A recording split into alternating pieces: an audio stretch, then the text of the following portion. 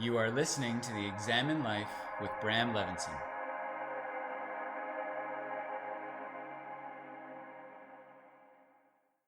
So, one last episode of the podcast from Rome.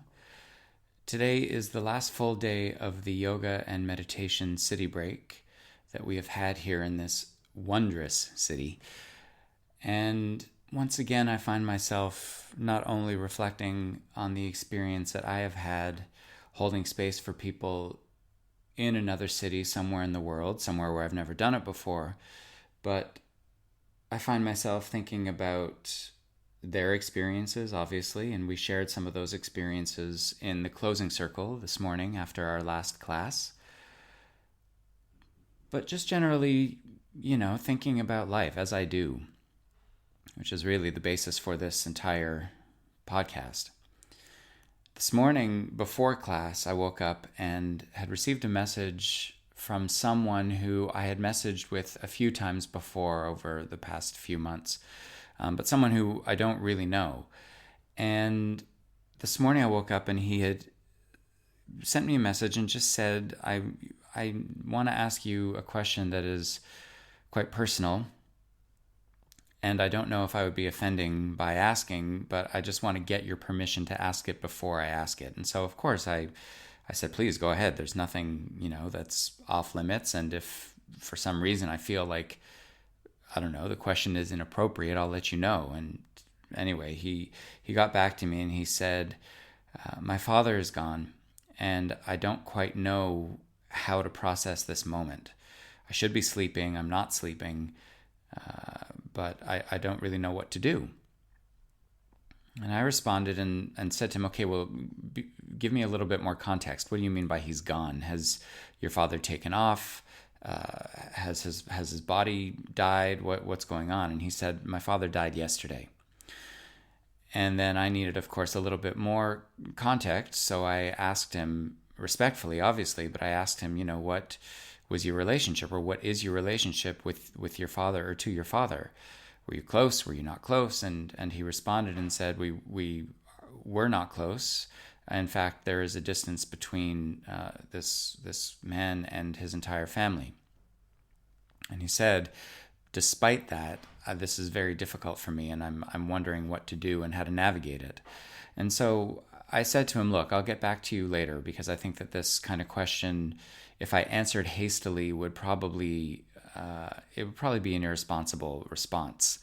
I don't think that a question with that much gravitas should be answered very quickly. I think some thought should go into it, considering as well that I don't really know this guy, so I don't want to overstep any boundaries on my end. I want to be able to give an answer that is helpful and that is of value, but isn't too personal and perhaps doesn't, I don't know, offend, right? It can be very easy to offend somebody who we don't know, especially when the communication is through messaging, through emailing and the such. But I did leave him with a thought. I said in the interim, but between now and when I do get back to you, I want you to ask yourself what you have gained of value in this experience of life from your relationship with your father specifically. The experiences that you've had with him, some of which I'm assuming were less than ideal if you're telling me that there was distance between you and him. But the experiences that you've had with him, specifically with him, have not only been bad. There is value that has been gleaned from these experiences, because something that you have taken from the exchanges you've had with him and the time you've had with him has given you what you have needed to be able to exist in the world independently, to stand on your own 2 feet. And so, think about what you have of value that you got from him and be grateful. Be grateful that, on a symbolic level, his role in your narrative of life was to be able to provide these things. Some of those lessons may have felt like tough love, but nonetheless, those things, potentially, you wouldn't have them to the degree that you have them if you hadn't had to sort of cultivate them when and how you did, given the situation with your dad. So consider that. And I'll leave you with that, and, I'll get back to you later. And he responded and seemed very, very grateful, and it felt like I had provided some relief, which made me very happy. And I'm still considering how I'm going to expound on that response. I'm taking it very seriously, obviously, but I have to say that it really does move me to a certain extent that someone who doesn't know me but knows what I do in the world felt compelled to reach out and ask for help, and ask for just like some morsel, something. Because if I can provide that in a moment like this, in a moment where, I think something very deeply spiritual is occurring, forget about the literalness of one's father dying. I think the spirituality of a parent passing on is a hugely, hugely spiritual moment. And if I could provide spiritual insight into that experience for this guy, then I feel like I truly am accomplishing what this body is here to do, and what the energy in it is meant to express through it. So I really feel like, I was very grateful for that. I was very, very touched that he reached out. And it was the first exchange I had this morning, really early as I got up to prepare for the last class. And so I responded to him, and then got ready to go to class and met everybody in the lobby of the hotel. And we walked over to this beautiful little studio that we've been using while we're here in Rome. Such a gorgeous area of the city, quiet, quiet, quiet, with massive houses everywhere. Very posh, very calm, very peaceful. And, we had our class, and I gave them a yoga nidra session for the second half of that class. And once we came out of the yoga nidra session, I got us in our circle, our closing circle, and I asked them what they were leaving this experience with that they didn't have when they arrived. What were they better off for? What of value had they gotten from their time here in Rome? And the answers were varied, and it's funny because when I first started doing these trips, almost 10 years ago, when I started doing these trips, I think just generally I was much more of a romantic. I think that I was much more of an optimist, and I believed that my passion for spirituality and for passion, my passion for passion, was shared. And so whenever I would ask somebody a question at the end of one of the trips, like, what are you leaving with? Or, what was your experience like? Very often I would expect them to give me an answer the same, along the same lines as the one that I would provide, which is, oh my goodness, there's so much here, and the beauty and the light, and the landscape and the culture and the food. Like I could go on and on and on, because I tend to really find and seek out the stuff that is good. I think just inherently I look for it, and when I do find it, I'm so grateful that that's the stuff that I really hold on to, and that's the stuff I take with me. And obviously, unfailingly throughout the years, there would always be one or two people in each of the groups that had come to wherever I was going that didn't necessarily share that same perspective on life. Some of them were very reasoning thinkers, very, logical, intellectual thinkers. And I remember in 2011 in Santorini, there were some people who were just very much on the same page as I was. And then a few people who were like, well, listen, I wanted to come to Greece. I came to Greece. Good trip. And I remember in the moment feeling like, okay. But as I, got more experience under my belt, and as I evolved personally and went, I'm still a romantic, but I'm also much more of a realist. I also really appreciate the answers that are not necessarily drenched in romance or seen through a romantic, beautiful, lovely lens, but rather the responses that are very much like, this was great, or this was difficult, or whatever.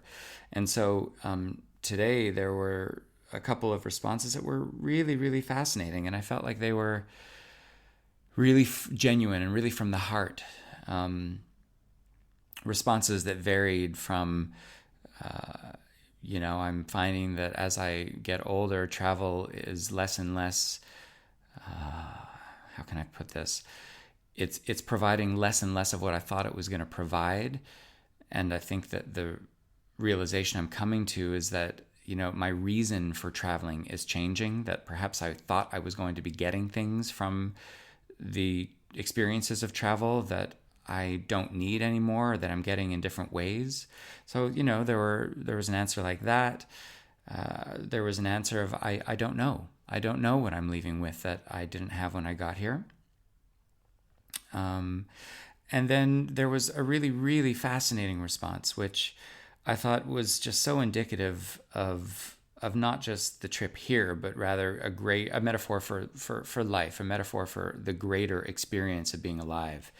And that response came from a woman who I know, who is also a teacher. And she said that one of the things that she's taking from this experience, well, for starters, last night at dinner, let me just preface this by saying last night at dinner, we were eating at a restaurant that we ate at a couple of nights ago, a restaurant that ended up being the best restaurant we've eaten at in Rome. It's not because of this, but it was great because it offered a huge vegan menu, and one person in the group is vegan, one other is vegetarian, and so it gave them a massive array of choices to choose from. But this restaurant was just absolutely, absolutely perfection. The food was quality, the ambiance was amazing, it was laid back, the music was great, the service was unbelievable, and just the food tasted so, in some cases, so different and so beautiful and just incredible.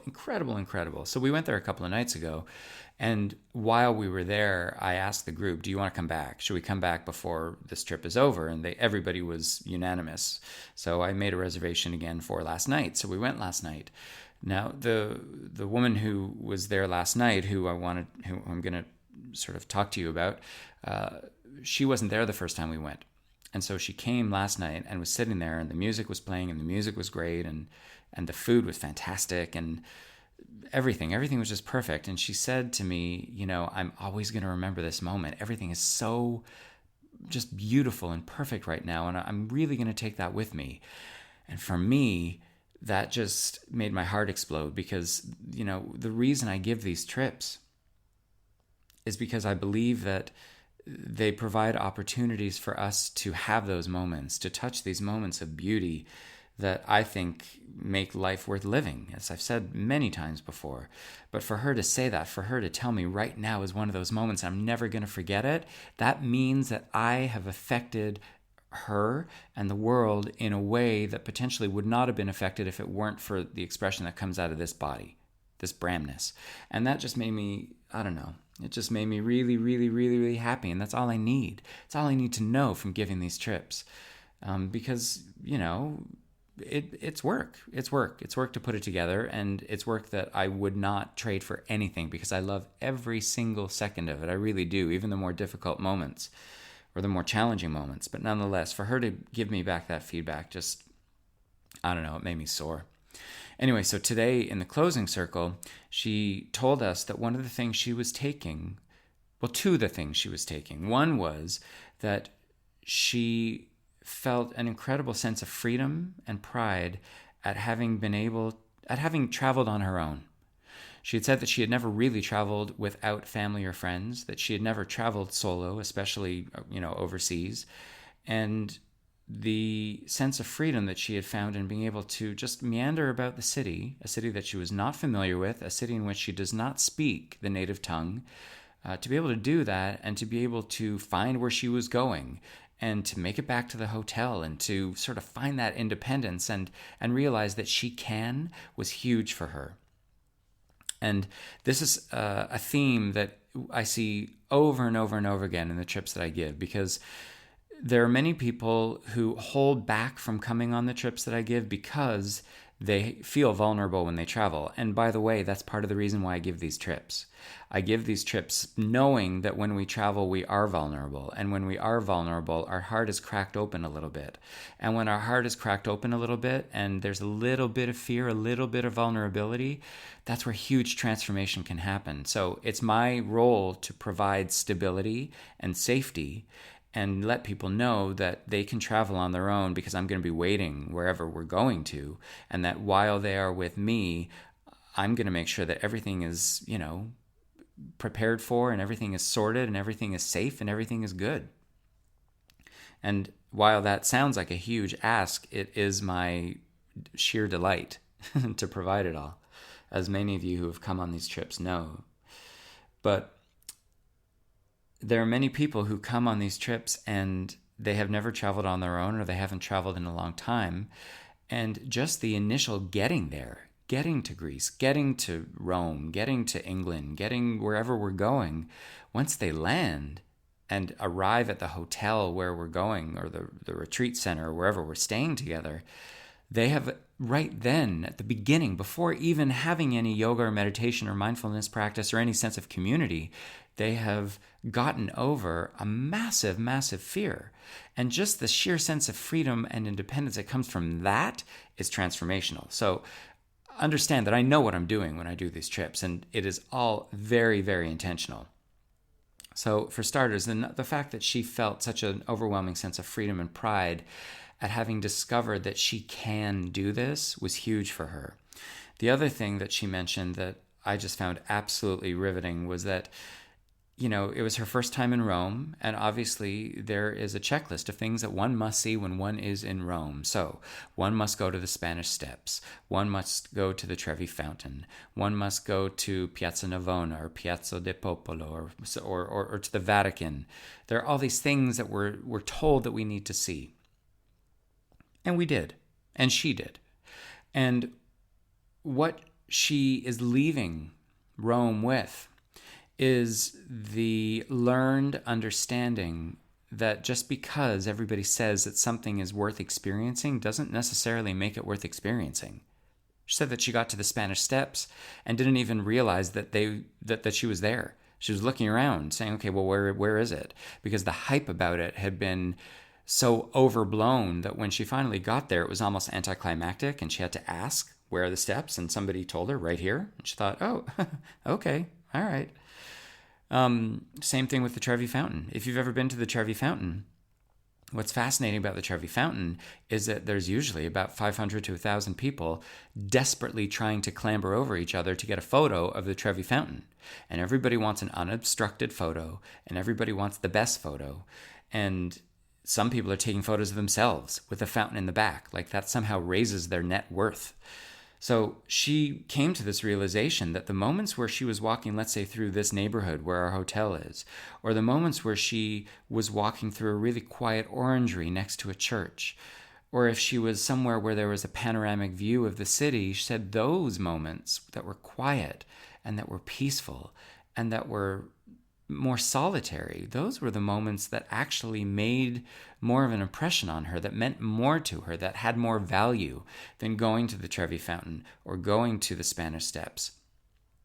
And that just echoes something that I've said so many times, and I wrote about in my first or second book. Just because everybody agrees that something is something doesn't make it that something. Okay, what we attribute as being valuable isn't valuable necessarily. It just means that, billions of people have agreed that it is valuable. Billions of people can be sleeping. I've been to the Spanish Steps. I was there yesterday. I walked by yesterday to get to the metro, and it was busier than it had been the whole time I've been here. And I saw the crowds, and I just thought, oh, fuck. And to be honest, the steps were incidental. It was the crowd I was trying to dodge my way through. And I understand I should be more mindful and I should be more yogic. You know what? Whatever. It was annoying. It was irritating. I was just trying to get somewhere, and all of a sudden there are all these people. And, it's just that, it's that moment of take the photo, take me in the photo. It's like we've been told that this is of value, and so we need to somehow indelibly and permanently mark ourselves as being part of that thing that is supposed to have value so that we somehow have more value. And if we can take a photo of ourselves there's proof. There's evidence that we are valuable enough, we're good enough to have something to do with that. Listen, the Spanish Steps are just steps. That's it. There may be a history associated to it, but it's just steps. It is anticlimactic. I think so is Piazza Navona. It's beautiful, but once you go there, okay, some of the food ain't so great, and the prices are overblown, overinflated. Yeah, go to the Trevi Fountain. Yes, it is a masterpiece, a work of art. Seeing all this, seeing everybody just trying to clamber over each other to get like a piece of it, to try and take a piece of it in their photos of themselves with it. I don't know. I think there's a little bit of disillusion that I leave with when it comes to that. So I totally agree with this woman about what she was saying. But what I responded to her with when she talked about this at the closing circle was, did I say closing circle or opening circle earlier? I feel like I said opening circle. It wasn't. This was the closing circle, obviously. End of the trip, closing circle. What I responded with when she talked about this was that that's just a metaphor for life. We are told that there are certain milestones in life, and there are certain life events that are going to hold value. They're going to be more important. And very often we get to those milestones and they are anticlimactic. They do feel anticlimactic. We're told that when you buy your first home, it's this massive thing. It's this massive milestone and sense of accomplishment. And I can tell you that when I bought my first place, I walked out of the notary's office thinking, fuck, what have I gotten myself into? I signed so many pieces of paper. I was like so nervous. I was like, this is a commitment, massive commitment. And while that's good for me to commit to something and stick it out, nobody said you're going to walk out of there feeling nervous. People don't talk about the reality of it. They romanticize these moments. We're told that, when you meet somebody and you can be in a relationship with them, that you should then get married to them. You should have that kind of event. How many people have gotten married knowing that they were marrying the wrong person? Number one. And if you're hearing me say this and you're thinking, well, no one does that, think again, because I have worked with many of them and I know many of them. People who have, right before the wedding, even months before the wedding, knew they were marrying the wrong person, but went ahead with it anyway because the fear of dealing with the fallout from actually being honest was scarier than getting married to somebody who they didn't necessarily think they could be with long term. This shit is real. This exists. So we're told that getting married is supposed to be a thing. How many people have weddings that, again, either they're marrying somebody that they have doubts about, or they're going through this whole, farcical fun and games moment, like jumping through hoops for everyone else. But if it were up to them, they would have eloped and gotten married and not even told anybody. There are all these life events that we're told carry value, but until we get there and realize they don't, we don't know. Our culture should be talking about the stuff about the shadow side of these events so that people understand nothing is ever one thing. And that, yes, you may feel a sense of accomplishment at, buying your first car, but now you got to maintain it. That shit costs money, and you better be making that money. All these maps, these directions that we're supposed to go in the map of life, this experience that the woman had here in Rome, if you superimpose that idea, that understanding that what everyone else thinks holds value won't necessarily hold value for me, that should be, I think, the map that we go through the rest of our lives using. Knowing that, okay, there may be something there because a lot of people say that there is, but I need to walk into that with a really clear understanding that it may be absolutely useless to me. And I need to know that I may find value in the most innocuous of places. I may find those moments of perfection, those perfect situations when I'm least expecting it. Like when I, turn a corner and all of a sudden there's this massive cathedral in front of me that I wasn't expecting, which is what happened to me earlier today in the city. I think if we were told that moments of silence where we can just be on our own with ourselves can be the most perfect moments, I think if we were told that, more people would try it. Instead, we're told, or we're encouraged to believe that, be loud, be a bully, be chaotic. Because the people who are the ones who we elevate to collective consciousness. They're the ones we put on magazine covers and elect to, political office. So, do that, and then you'll find value. What about celebrity? What about the concept of celebrity? We're encouraged to believe that to be a celebrity is probably the greatest goal that we could ever have. And I mean, how many people have social media accounts acting like they already are a celebrity, like they are the star of their own reality show? What no one talks about is that you become a celebrity, forget about privacy. You can kiss your life goodbye. Anything that you wanted for yourself, by yourself, is gone. And I don't know, the loss of privacy for me would be, it's a trade-off that I'm not willing to make. I understand that to a certain extent I live in a public forum. I work in a public forum. I send my voice out. I send my image out. I send my words out. I send my intention out in a very non-generalized direction so that as many people can benefit from it as possible. But trust me, if this shit turned into something where my privacy got compromised and I couldn't walk out the door without everybody knowing about it, I would stop. Because that would be more important to me than guiding. And I know that may be a little bit controversial to say, but it's true. I mean, at the end of the day, if I can't get what I need out of the experience of life, how am I supposed to offer it on to everyone else? So I'm talking about all this because I want you to consider everything that I've been saying, to consider that we are here to accompany each other through the darker moments and the brighter moments of life. Like that guy who reached out to me who doesn't really know me and asked me basically to give him a glimmer of something to hang on to as he deals with the death of his father. I want you to consider that we are meant to experience things either as micro communities or communities, macro communities, because this experience that we have had this week in Rome is an experience that only we will truly be able to remember and understand and ground back to in all five senses, because we will remember what the sounds and the sights and the smells and the tastes and the feel of it was. I want you to consider that we are meant to find value in life in a very individual way, and not to just buy into what everybody has said is important because they say it's important. Obviously, check it out, test it out, go see the Spanish Steps. Maybe you love them. And listen, I'm not judging. One person's ideal is another person's nightmare. But don't think that just because everyone has agreed that you will find value in a job or in a car or in a marriage or in a trip somewhere, don't think that just because everybody thinks that that's the stuff that we hold dear and that we assign value to and meaning to, don't think that that's going to bring all those things to you and make everything better. Because that shit does not come from outside of us. And I've said this a million times before, but if you think that what you're looking for to make you feel better about your experience of life, if you think that's going to come from outside of you, you better be ready to live a life of disappointment. It's not. There are going to be moments that are going to reflect back to you stuff that is going to be of value, absolutely.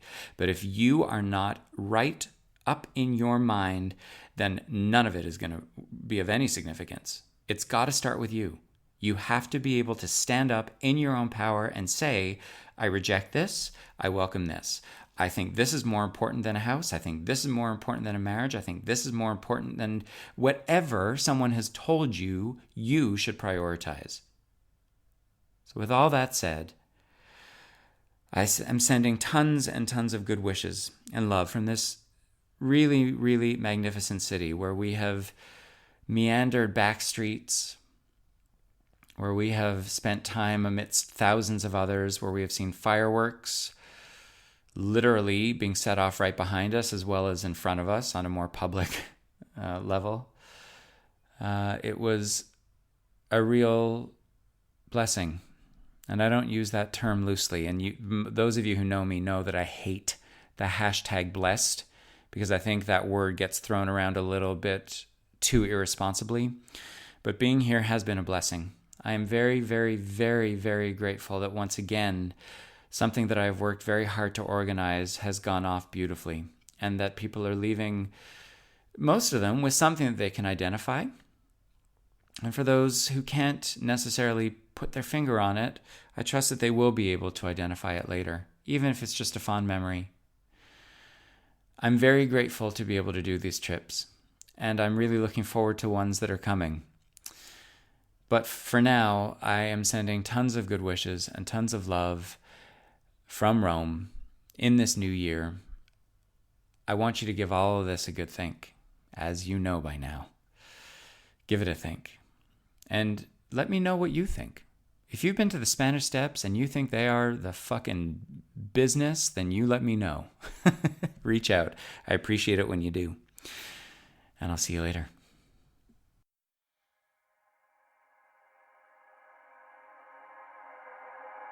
This has been the Examine Life with Bram Levinson.